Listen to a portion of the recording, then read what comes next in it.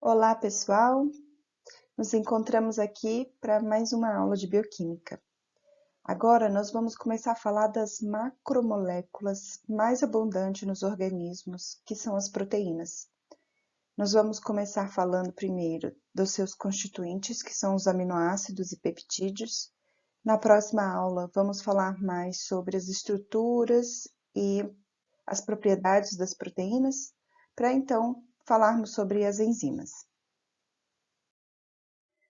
As proteínas são as macromoléculas biológicas mais abundantes e estão presentes em todos os organismos. Elas ocorrem em todas as células, em todas as partes das células e controlam praticamente todos os processos que ocorrem dentro de uma célula. Então, por exemplo, a luz produzida por um vagalume, ela é o resultado de uma reação que envolve uma proteína, a luciferina, e o ATP. E essa reação é catalisada por uma outra proteína, por uma enzima luciferase. A queratina, produzida em todos os vertebrados, também é um componente estrutural, que é uma proteína, e participa dos pelos, constitui os pelos, escamas, as unhas, as penas das aves, chifres, a lã das ovelhas. As proteínas estão presentes em todos os lugares, em todos os tecidos, em todas as células, em todos os organismos. E o que são as proteínas? As proteínas são polímeros de aminoácidos.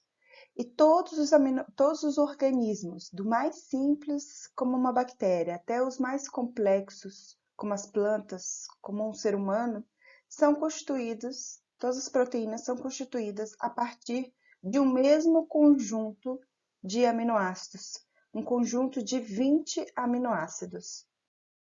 E o que é um aminoácido? A estrutura básica de um aminoácido é essa daqui. Todos os aminoácidos possuem um grupo carboxila, um grupo amino e uma cadeia lateral também chamada de grupo R. Todos eles ligados ao mesmo carbono alfa, que é um carbono quiral. A única exceção é o aminoácido glicina, porque no caso da glicina, a cadeia lateral é constituída por um hidrogênio. Mas todos os outros aminoácidos, além do grupo carboxila, do grupo amino, vão ter uma cadeia lateral, que é justamente o que vai diferenciar um aminoácido do outro. Com exceção da glicina, o átomo de carbono alfa de todos os aminoácidos é assimétrico, e dessa forma os aminoácidos podem assumir duas formas estereoisométricas. Tomando como referência a configuração absoluta da molécula de L-gliceraldeído, que nós vimos na aula de carboidrato, praticamente todos os resíduos de aminoácidos nas proteínas são estereoisômeros L. Existem algumas convenções que são utilizadas para identificar os carbonos de um aminoácido.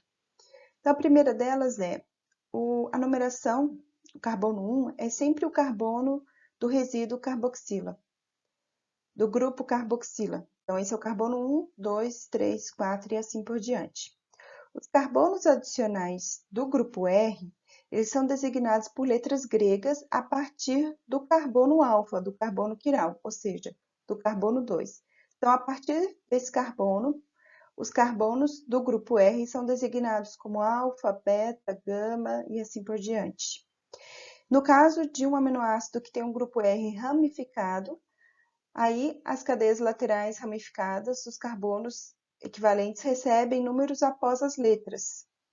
Então, delta 1, delta 2 e assim por diante. Não é delta. Outra convenção utilizada na nomenclatura dos aminoácidos é o código de 3 letras para referenciar ao nome dos aminoácidos. Então, glicina seria GLY, referência ao nome em inglês, né, gente? Alanina, ALA, prolina, PRO e assim por diante. Esse código de 3 letras ajuda bastante quando temos que nomear peptídeos ou proteínas que contêm um número grande de aminoácidos. Há um tempo atrás foi criado também um código de uma letra. Esse código foi criado numa época em que armazenamento de dados era um problema, né, era limitante nos computadores. Mas não é um código muito fácil, porque existem vários aminoácidos que começam com a mesma letra. Então, alguns aminoácidos vocês vão ver que a letra corresponde à primeira letra do nome, mas em outros casos é diferente. Muitas vezes essa letra foi escolhida como referência à fonética do nome ou em referência a alguma outra consoante que existe no nome do aminoácido. Vocês podem perceber nessas duas tabelas que os aminoácidos estão divididos em grupos. Então, eles podem ser classificados em grupos de acordo com a natureza do grupo R, a natureza em pH neutro, em pH 7. Então, com base nisso, nós podemos dividir os aminoácidos em 5 grupos. Vamos ver um pouquinho sobre cada um desses grupos. O primeiro grupo, então, dos aminoácidos é daqueles que possuem grupos R alifáticos não polares. Eles são hidrofóbicos apolares e as cadeias laterais, principalmente da alanina, da valina, da leucina e da isoleucina, elas tendem a se agrupar no interior da proteína e garantem uma maior estabilidade para a estrutura proteica por meio de interações hidrofóbicas. As exceções são a glicina, que como possui um grupamento R, é somente um hidrogênio, então ela vai fazer pouca interação hidrofóbica, e a metionina, que por causa desse enxofre, desse grupo metil éter, vai ter uma propriedade um pouco menos apolar. A prolina, ela tem esse grupamento em forma de anel cíclico, e isso garante uma maior estabilidade para a estrutura. Então, a prolina ela vai garantir mais estabilidade, uma maior rigidez na estrutura da proteína, em que esse aminoácido for constituinte. O segundo grupo de aminoácidos é o grupo daqueles aminoácidos que possuem grupos R polares, porém não carregados. Esses aminoácidos são mais hidrofílicos que o grupo dos aminoácidos apolares, que a gente acabou de ver, justamente porque eles contêm grupos funcionais que formam ligações de hidrogênio com a água, como a hidroxila, aqui no caso da serina e da trionina, o grupo amida, aqui no caso da asparagina e da glutamina. A cisteína, ela é uma exceção aqui nesse grupo, porque a presença desse grupo aqui, sulfidrila, torna essa molécula um pouco menos polar, tá? Mas mesmo assim, ela ainda é mais hidrofílica do que o grupo dos aminoácidos apolares. Os grupos sulfidrilas de duas moléculas de cisteína podem ser oxidados para formar uma ligação covalente do tipo de sulfeto e, como consequência, forma-se um aminoácido dimérico chamado de cistina. Os resíduos da ligação de sulfeto são fortemente hidrofóbicos, ou seja, apolares. E a formação dessas ligações covalentes de sulfeto entre partes de uma molécula peptídica ou entre duas cadeias peptídicas de uma proteína desempenha um papel estrutural especial porque elas garantem maior estabilidade às proteínas e podem ser utilizadas como uma forma de modular a atividade de algumas enzimas. Quando essas pontes de sulfeto são formadas, a molécula ganha maior estabilidade e, na maioria das vezes, a enzima se torna inativa. Quando essas pontes de sulfeto são reduzidas, é quebrada, e esses resíduos são reduzidos, a molécula se torna mais instável e, geralmente, ela está no modo ativo, a enzima passa a ser ativa. Nós vamos falar mais de regulação enzimática na aula sobre enzimas. O terceiro grupo é o dos aminoácidos que possuem grupos R polares carregados positivamente, como é o caso da lisina e da arginina. A histidina, ela possui um anel aromático no seu grupo R, e esse anel aromático ele pode ganhar e perder elétrons facilmente, ela pode ser facilmente protonada e desprotonada. E esse resíduo ele é importante para muitas enzimas que atuam como doadores e receptores de prótons. E o quarto grupo é o dos aminoácidos que possuem grupos R polares carregados negativamente, como é o caso do aspartato e glutamato, Ambos possuem dois grupos carboxila, que garantem essa carga final negativa a esses aminoácidos. O quinto grupo é o grupo dos aminoácidos que possuem grupos R aromáticos. Essas cadeias aromáticas são relativamente apolares e hidrofóbicas, mas a presença do grupo hidroxila e do nitrogênio no anel indol do triptofano garantem a esses aminoácidos um pouco mais de polaridade do que a fenilalanina. O grupo hidroxila, em particular da tirosina, ela forma ligações de hidrogênio, por isso é um resíduo importante para muitas enzimas. Uma característica importante, interessante desses aminoácidos aromáticos é que eles são capazes de absorver luz ultravioleta. E essa característica ela é utilizada na caracterização e na quantificação de proteínas. A absorvância desses aminoácidos ocorre na faixa do comprimento de onda de 280 nanômetros. Então, nesse gráfico aqui, nós temos quantidades equivalentes de cada um desses aminoácidos. E a gente observa que o triptofano tem uma absorvância, nesse comprimento de onda, mais de 4 vezes maior do que a tirosina, enquanto que a fenilalanina contribui muito pouco para a característica espectroscópica da proteína. Então, com base nessas propriedades, a gente consegue identificar a presença desses aminoácidos na proteína em questão. Bom, além dos 20 aminoácidos comuns que a gente acabou de ver, as proteínas podem conter outros aminoácidos que são modificados após a incorporação dos aminoácidos primários na cadeia de peptídeo e de proteína. Esses aminoácidos modificados, eles são chamados de aminoácidos não primários. Até hoje já se identificou mais de 300 aminoácidos não primários que exercem funções diversas nas células. Então, por exemplo, a hidroxiprolina é um constituinte da parede celular das células vegetais e do colágeno nas células animais. A hidroxilisina também é um constituinte do colágeno. O carboxiglutamato, que participa da proteína protombina, que é uma proteína anticoagulante, e a metillisina, que é constituinte da miosina, que é uma proteína contrátil dos músculos. Outros exemplos de aminoácidos não primários é a adenosina, que é derivado de 4 resíduos de lisina e é encontrada na proteína fibrosa da elastina. A ornitina e a citrulina, que são intermediários chaves na biossíntese da arginina e no ciclo da ureia. E a selenocisteína, que é derivada da serina. E este aminoácido, interessante dele é que ele é muito similar à cisteína, mas ao invés de conter um enxofre, ele contém um selênio no resíduo desse aminoácido. E ele é inserido na proteína como uma forma de regular transitoriamente a função da proteína. Uma vez conhecidos os grupos dos aminoácidos, vamos falar um pouquinho agora sobre as suas propriedades ácido-básicas. Os aminoácidos, eles vão atuar como ácidos ou como bases fracas e cada um vai possuir uma curva de titulação característica.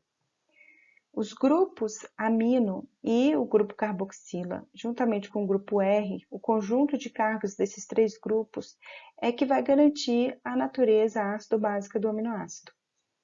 Os aminoácidos que só possuem um grupo amino e um grupo carboxila, quando completamente protonados, eles podem atuar como uma molécula diploica, ou seja, eles podem atuar tanto como ácido como base. Moléculas que têm essa dupla natureza também são conhecidas como Svitterium, que vem do alemão, que quer dizer íon híbrido. Então, nós temos aqui a forma não iônica de um aminoácido que só possui um grupo amino, né, um monoamino e um monocarboxílico. E quando ele é desprotonado, quando ele perde um próton, nós temos aqui a forma ácida. E quando ele é protonado, nós temos aqui assume a forma básica. Bom, antes da gente continuar se aprofundando nas características ácido-básicas dos aminoácidos, é importante a gente voltar um pouquinho e rever alguns conceitos. Por exemplo, o que é o pH? pH é a concentração de prótons de uma solução e o pKa é a constante de equilíbrio de ionização. Um pode ser derivado do outro através da dedução da equação de Henderson-Hasselbalch. Então, se pegarmos, por exemplo, aqui um ácido, tá? E a sua forma protonada e a sua forma desprotonada. O Ka, ele é dito como a constante de equilíbrio ou dissociação, ou seja, é a proporção da quantidade das formas, da concentração das formas dissociadas sobre a forma protonada desse ácido. Se isolarmos a concentração de prótons, nós vamos chegar nessa equação aqui. Se aplicarmos o logaritmo nas duas partes da equação, o logaritmo negativo, nós chegamos nisso aqui. E nós sabemos que o log da concentração de prótons é o pH. E o log do Ka é o que nós chamamos de pKa. Então, pH é igual a pKa mais o log da forma protonada sobre a concentração da forma dissociada.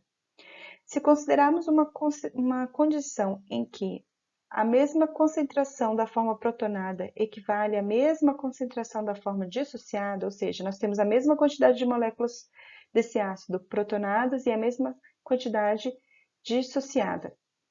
Nós vamos ter aqui um log de 1, porque a mesma quantidade sobre o mesmo número sobre o mesmo número é igual a 1. Então, o log de 1 é 0, ou seja, o pH é igual ao pKa. O que isso significa? Que o pKa, qual é a informação que ele nos passa? Ele nos fala qual é o pH, o pKa é o pH no qual a molécula em questão, ela se encontra 50% ionizada e 50% não ionizada, certo? Então, se pegarmos uma forma mais simples, tá, de um grupo carboxila, que é o ácido acético, né, um metilcarboxil, nós vamos ver que o pKa para esse grupo carboxila é de 4,8, ou seja, no pH 4,8 nós vamos ter metade desse ácido acético na forma protonada e metade na forma dissociada. O pKa normal para um grupo amino, um metilamino, é cerca de 10,6. Então, nesse pH 10,6, nós temos metade dessas moléculas protonadas e metade dissociadas. Agora, se formos analisar os aminoácidos, nós vamos ver que os pKas, eles têm algumas alterações. Por exemplo, a glicina, um aminoácido mais simples que nós temos, né? Nós vamos ver que o pKa para a dissociação do grupo carboxil, ele é um pouquinho mais baixo do que do ácido acético. E o pKa para a dissociação do grupo amino, ele é também um pouco mais baixo do que da metilamina. Isso se deve a interações das cargas, tanto dos grupos amina quanto dos grupos carboxil, e, no caso dos outros aminoácidos, também influência das cargas dos grupos R's. A curva de titulação é uma curva que envolve a adição ou remoção gradual de prótons da molécula. Todos os aminoácidos possuem grupos carboxílicos e aminas que podem ser dissociados, e essa força de dissociação desses grupos é dada pelo pK. Então, um aminoácido ou um peptídeo, uma proteína, vão ter tantos pKs quanto forem os números de grupos ionizáveis. No caso da glicina, por exemplo, que só tem um grupo carboxil, um grupo amino, essa molécula vai ter 2 pKs. E o pK menor, de menor número, é o pK, a dissociação do grupo mais ácido. E o segundo pK, o valor maior, é a dissociação do pK mais básico. Entre esses dois pKs, tem um valor de pH, um dado pH, em que o somatório das cargas dessa molécula, é igual a zero. Esse pH, tá? Esse ponto, é chamado de ponto isoelétrico. Então, no caso da glicina, por exemplo, nesse ponto isoelétrico, nós vamos ter a predominância dessa forma aqui molecular, em que o somatório das cargas é igual a zero. No menor pK, nós vamos ter um pH ácido, no qual vai predominar a forma catiônica da molécula.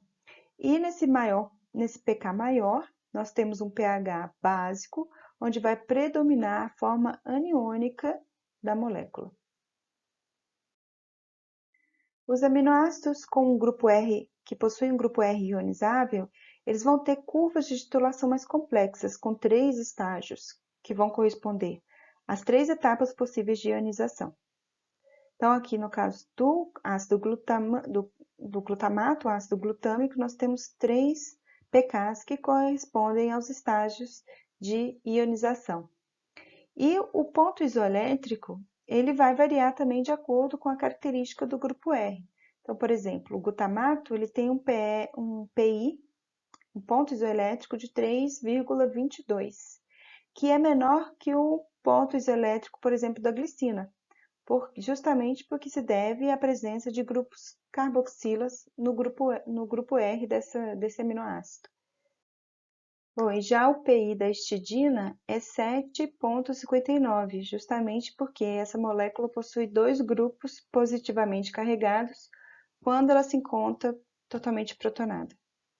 A histidina, ela possui uma característica interessante porque ela é o único aminoácido que tem um grupo R que fornece um poder de tamponamento próximo ao pH neutro que é encontrado nos líquidos intra- e extracelulares na maior parte dos animais e bactérias. Bom, como nós dissemos, os aminoácidos são os constituintes primários dos peptídeos e das proteínas. Então, peptídeos e proteínas são polímeros de aminoácidos que são conectados uns aos outros por ligações covalentes chamadas de ligações peptídicas. O que é uma ligação peptídica? É a união de um grupo carboxila de um aminoácido com um grupo amino de outro aminoácido. Então, nessa reação, sai uma hidroxila do grupo carboxila e um hidrogênio do grupo amino, liberando uma molécula de água e formando a ligação covalente entre os 2 aminoácidos. Quando alguns aminoácidos se unem, nós temos oligopeptídeos. Quando vários aminoácidos se unem, nós temos os polipeptídeos, ou as proteínas. Polipeptídeo e proteína pode parecer sinônimo, mas por convenção nós chamamos de polipeptídeos aquelas moléculas, aquelas macromoléculas, que possuem uma massa molecular até 10.000. Acima de 10.000, nós chamamos de proteínas. Cada aminoácido de um peptídeo, de um oligopeptídeo, de um polipeptídeo, de uma proteína, é chamado de resíduo. Então, cada peptídeo de uma proteína é chamado de resíduo. E os peptídeos são nomeados a partir do resíduo amino terminal, que por convenção é sempre colocado à esquerda. A molécula é sempre lida da esquerda para a direita, e na esquerda é sempre colocado a extremidade amino terminal dessa cadeia polipeptídica. Então, aqui no caso, nós temos um pentapeptídeo, composto por um resíduo seril, glicil, tirossil e assim por diante. Esse polipeptídeo também pode ser representado no código de 3 letras ou no código de 1 letra. Então, alguns exemplos de oligopeptídeos com atividade biológica que nós conhecemos popularmente é a insulina humana, que é um hormônio formado por 2 cadeias polipeptídicas, uma com 30 resíduos e a outra com 21 resíduos, e tem a função de absorção da glicose. Outro exemplo de oligopeptídeo com atividade biológica é o glucagon, que possui 29 resíduos de aminoácidos e tem ação oposta à insulina.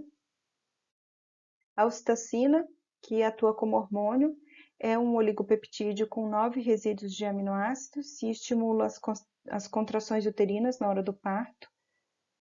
E um outro exemplo é o aspartame, que é um tripeptídeo sintetizado comercialmente e utilizado como adoçante artificial. Então, pessoal, nessa aula de hoje de aminoácidos e peptídeos, nós iniciamos vendo sobre a estrutura básica de um aminoácido, a configuração que podem assumir, os 2 tipos de configuração que os aminoácidos podem assumir, a nomenclatura utilizada para distinguir os aminoácidos e a classificação dos aminoácidos em grupos, que são basicamente 6 grupos. Os grupos dos aminoácidos que possuem grupos R alifáticos apolares, dos que possuem grupos R polares não carregados, polares carregados negativamente, polares carregados positivamente e dos que possuem grupos R aromáticos.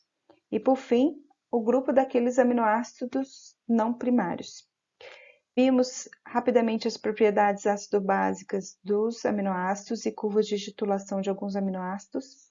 Entendemos o que é uma ligação peptídica e a nomenclatura utilizada para caracterizar essas ligações nos peptídeos e vimos alguns oligopeptídeos que contêm atividade biológica.